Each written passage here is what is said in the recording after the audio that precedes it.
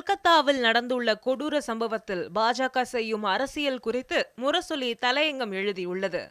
முரசொலி வெளியிட்ட தலையங்கத்தில், கொல்கத்தாவில் நடந்துள்ள கொடூரம் எத்தகைய மோசமான சமூகத்தில் வாழ்கிறோம் என்பதை நினைத்து தலைகுனிய வைக்கிறது என்று கூறியுள்ளது. கொல்கத்தா ஆர்ஜிகர் மருத்துவக் கல்லூரி மருத்துவமனையில் பணியிலிருந்த ஒரு முதுநிலை பயிற்சி மருத்துவர் ஆகஸ்ட் 9ஆம் நாள் பாலியல் வன்கொடுமைக்கு ஆளாக்கப்பட்டார். உயிரற்ற உடலாக ஆக்கப்பட்டார். பாலியல் வன்கொடுமை செய்யப்பட்டதற்கான தடயங்கள் அவரது உடலிலேயே இருந்தது.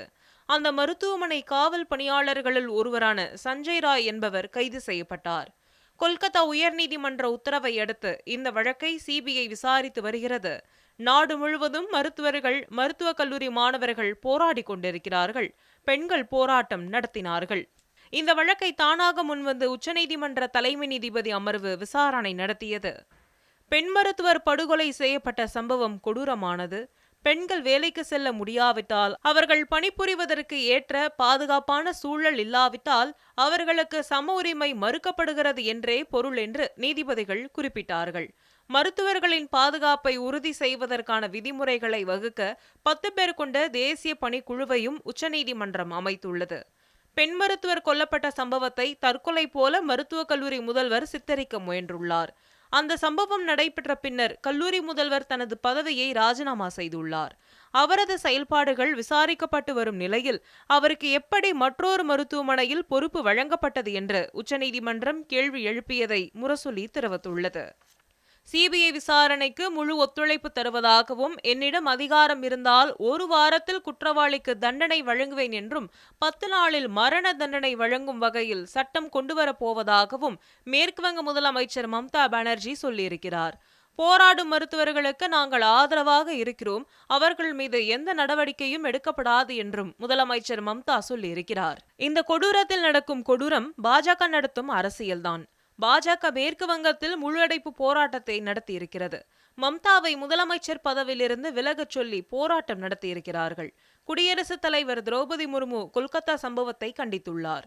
கொல்கத்தாவில் ஒரு மருத்துவர் பாலியல் வன்கொடுமைக்கு ஆளாகி கொலை செய்யப்பட்டது தேசத்தை உலுக்கியிருக்கிறது. இதை கேட்டதும் மிகவும் அதிர்ச்சியும் சோகமும் அடைந்தேன். இது ஒரு சம்பவம் அல்ல, பெண்களுக்கு எதிரான தொடர் குற்றங்களின் ஒரு பாகம் இது. நாகரிகமடைந்த எந்த சமூகமும் இத்தகைய கொடூரத்தை அனுமதியாது. தேசம் சீற்றம் கொள்ளும், நானும் சீற்றம் கொள்கிறேன் என்று கோபம் காட்டியிருக்கிறார் குடியரசுத் தலைவர். அவருக்கு மணிப்பூர் மாநிலம் மறந்து போயிருக்காது என்று முரசொலி கூறியுள்ளது. தவறு இழைக்கும் யாரும் தப்பிவிடக் கூடாது. பெண்களுக்கு எதிரான வன்முறையில் ஈடுபடும் குற்றவாளிகளுக்கு கடும் தண்டனை தர வேண்டும். நாட்டில் எந்த மாநிலமாக இருந்தாலும் மகள்களின் வலி மற்றும் கோபத்தை என்னால் புரிந்து கொள்ள முடிகிறது. பெண்களுக்கு எதிரான குற்றத்தில் இருந்து யாரும் தப்பிவிடக் கூடாது.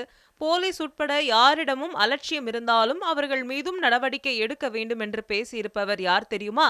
பிரதமர் நரேந்திர மோடி. மணிப்பூர் கொடூரத்தை அவர் நாக்கு மறந்திருக்கலாம், ஆனால் அவரது மனசாட்சி மறந்திருக்காது. உலகம் முழுக்க சுற்றி வரும் மோடி இதுவரை மணிப்பூர் செல்லவில்லை. அவரது மன வரைபடத்திலிருந்து துடைத்தெறியப்பட்ட மாநிலமாக மணிப்பூர் இருக்கிறது.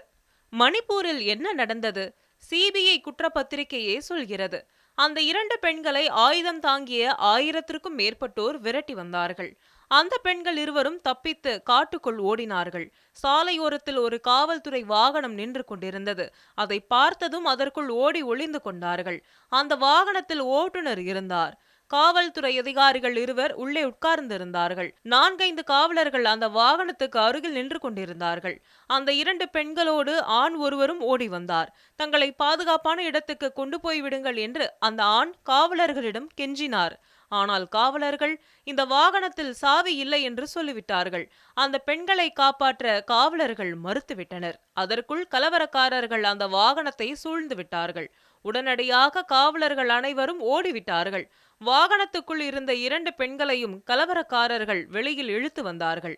நிர்வாணப்படுத்தினார்கள். ஊர்வலமாக அழைத்து வந்தார்கள். பாலியல் வன்கொடுமை செய்தார்கள் என்கிறது சிபிஐ தாக்கல் செய்த குற்றப்பத்திரிகை. என்ன நடவடிக்கை எடுத்தது மணிப்பூர் பாஜக அரசு? இதுபோல நிறைய சம்பவம் நடந்துள்ளது என்று சொன்னார் மணிப்பூர் மாநில முதலமைச்சர் பைரன் சிங். அவர் மீது நடவடிக்கை எடுத்தாரா பிரதமர் மோடி? பாஜகவை சேர்ந்த 9 எம்எல்ஏக்கள் டெல்லி வந்து உள்துறை அமைச்சரிடம் முதலமைச்சர் பற்றி புகார் அளித்தார்களே, அதன் பிறகாவது நடவடிக்கை எடுக்கப்பட்டதா? இல்லை. கொல்கத்தாவில் நடந்தால் மட்டும் கண்ணீர் நாடகங்களா என்று முரசொலி தலையங்கம் எழுதியுள்ளது.